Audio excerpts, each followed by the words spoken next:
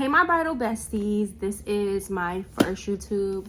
I always post videos on TikTok, but I was like, I feel like I need to do a very lengthy video of wedding planning. As you can see, I have 3 wedding binders. Well, 3 wedding books, I would say. I have 3 wedding books that I go by. And I do have binders and printouts. And today we're just gonna be talking about my process for wedding planning, the basic stuff if you are wedding planning, and just all of that. So yeah, let's get into it. So for those of you who do not know me, my name is Faith. I'm a September 2023 bride. I literally have 4 months to go until my wedding. And honestly, I was supposed to do this YouTube like 6 months ago, but we're here now. So let's just get into the basics. So me, if you're anything like me, I am a all-around planner. Like, I guess they would call it type A. I've been seeing like everybody on TikTok saying type A bride, type A bride, and I'm like, what is a type A bride? So I looked it up, and of course it's like one of those hands-on, you do everything, you print out everything, you're just very organized. That's me. So I have like a lot of these little legal pads laying around, big binders, school binders, anything. I will literally work like if an idea comes in my mind, I always have a pen and paper on me, or I use my notes and my phone, and I always have something to do. So first things first with the basics.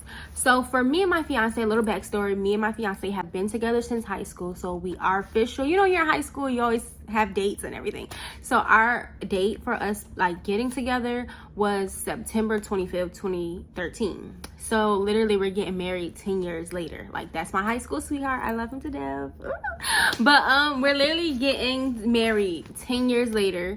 We wanted to do it, of course, like on our anniversary, but the 23rd is that weekend of our anniversary, and the 25th would have been a Monday. So that's the date we chose. I feel like the biggest part is, of course, finding out the basics. Like, everyone, I feel like when you get proposed, everyone wants to overwhelm you, like, oh my god, let's wedding plan, I know I'm gonna be in a bridal party. No, first things first, enjoy your engagement. Like, me and my fiance, we literally got engaged in 2019. We're just not getting married. That's nothing against anybody. Like, if you want to just get married fast or you don't want to wait, that's fine. But if you're in a position where you want to enjoy being a fiance, do it. Like, because now that I'm about to get married, I'm like, oh my god, like, oh my god, like, I'm not gonna be a fiance, I'm gonna be a wife. And of course I'm excited, but I'm just like, oh my god, it's like so surreal, because I feel like I really enjoyed my fiance status. Like, it's a good transition. Enjoy it, right? Now, of course, you don't have to wait that long, but you know, different circumstances for different people causes different things, whatever case may be. Whatever works for your dynamics in your relationship, go for it. But so we waited for a little bit. We got engaged July of 2019, and our wedding is in 2023. So the basics, we already knew. Like, we both come from big families. We did not want to have a family reunion, and that's no shade against anybody. That's not a bad thing. We just knew we did not want to have a family reunion. And when I say that, I mean, on holidays, we usually spend it with the same people. We have big families, but we have very intimate families. So if it was anybody who we have not met in the course of us being together for this long period of time, they weren't getting invited. And it's not a bad thing, but we just felt as if we have not made contact with you or met you in this course of time, because we both have family that stay in different places, then we knew that wasn't going to be an option. That's how we cut our guest list down.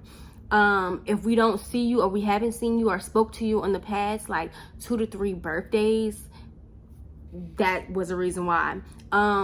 Friends, we both have a lot of friends. We cut it down by being, if our partner has not met you, then that was one way we cut it down.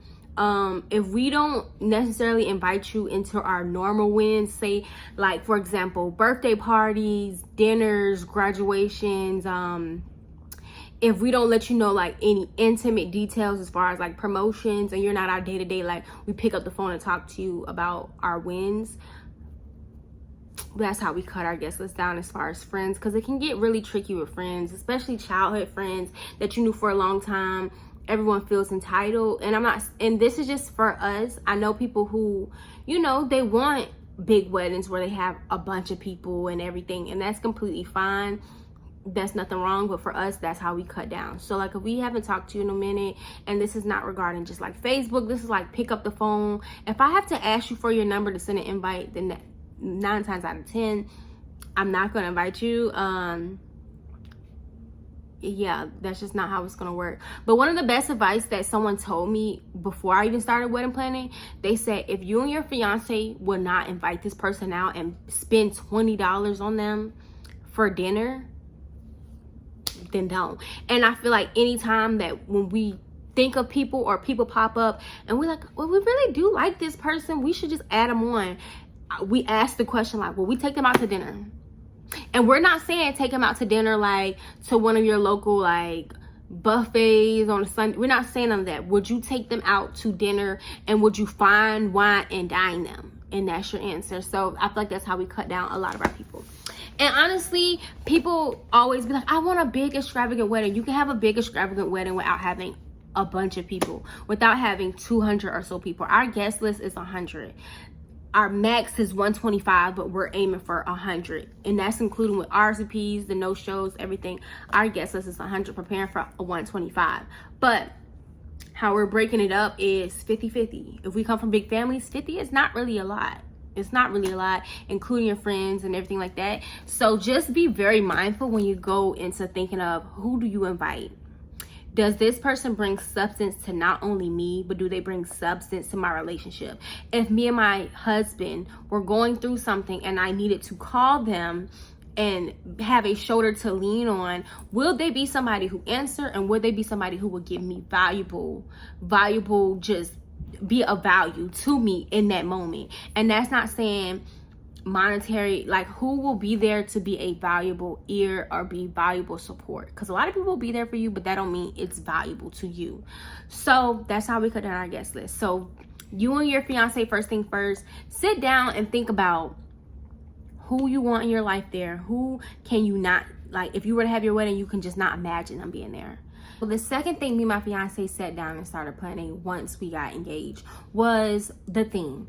A lot of people feel like they don't have a theme with their wedding, but you really do. So say if you're like, I don't really have a theme, but I like these colors, that all play a big part into your theme. That can be your theme. You don't have to have a title for the night, but that is your theme, because you have to think about, okay, it plays a part in the venue you choose, the decor you choose, whether or not you need any rentals for your wedding night. It plays in part the food that you serve. Just the whole ambiance of your night goes along with your theme. Say for example, if you have a barn house wedding, you would have your wedding at a barn. Like you would do everything that fits that aesthetic. Whereas for us, we chose to have a Southern glam wedding because we are in the Low Country. We're based out of Savannah, which is the hostess city.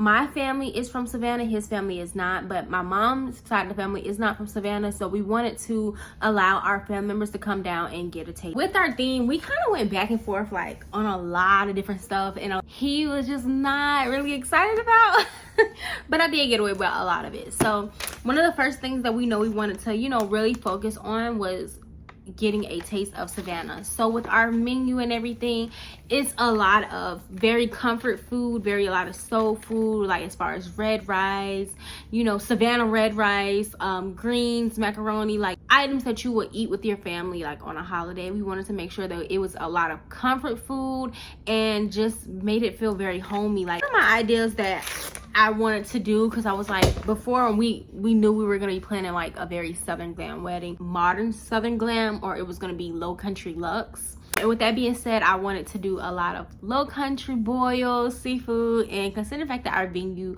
did not have an outside option seafood, we were not able to do that with different allergies of people coming, and then also just the smell being inside the venue. We did not want that going on all night. Of course, when you plan wedding, like a lot of things that you think that you're gonna want, you're gonna be humbled by it in the process, and it's okay. You're not gonna get everything that you really want, but you take what you can and you give the best. Like you give what you can with the circumstances, and you're gonna learn that along the way. Our decor, we wanted to make sure that Everything was very nice, a lot of whites, a lot of like very crystal chandelier type items. We wanted to make sure, and everything was just very clean, and we wanted to make sure it was glam at the same time. Because next topic is a very big controversial topic when you start wedding planning, and that is your bridal party. More so recently, I have been seeing a lot of brides and grooms going with the option of not having any bridal party. And I feel like it depends on you and your fiance. It depends on y'all and like the dynamics of y'all relationship and y'all dynamics with y'all friends. A lot of times I feel like a lot of people want to be in a bridal party just for the looks and the glitz and glam, and they don't realize it takes a lot of work as well for them. And I'm not saying you're going to be in the bridal party, I'm expecting you to pay for things. I'm not saying that, but people realize that when they're in a bridal party, they're supposed to add to it and not just be a part of. I think that's a big misconception. A lot of people want to be there for pictures, they want to do all this stuff, and they don't do anything to support the bride or the groom on that day. Like, for example, I feel like a lot of people think that if they show up that day that they did their part, they bought their stuff, or if you buy their stuff, whatever case may be, they feel like they did you a favor. But in all reality, it's like the wedding can go on with or without. And this is not to bash anybody, but I feel like if you are going to be in a bridal party or planning to have a bridal party, just really think very wisely. Like, if you are someone who plans on being in a bridal party, if you can't commit to things, just be very realistic. I feel like it's a two-way street. The bride and the groom needs to be realistic in their expectations, and the bridal party needs to be realistic in regards if they can meet those expectations, and everything will go super smooth. So yeah, that would be my advice on a bridal party. You do or you don't, you love or you hate, just it's up to you. It depends on the bride and groom. We have bridal parties, we love our people dearly. So yes, that is all I really have for the basics of wedding planning. If you guys would like to see more videos, if you guys would like to see a wedding dress try on or me go wedding dress shopping or any other details, just comment below, give me some feedback, and we will definitely keep the wedding Wednesdays going. See you guys later. Make sure you like, share, comment, and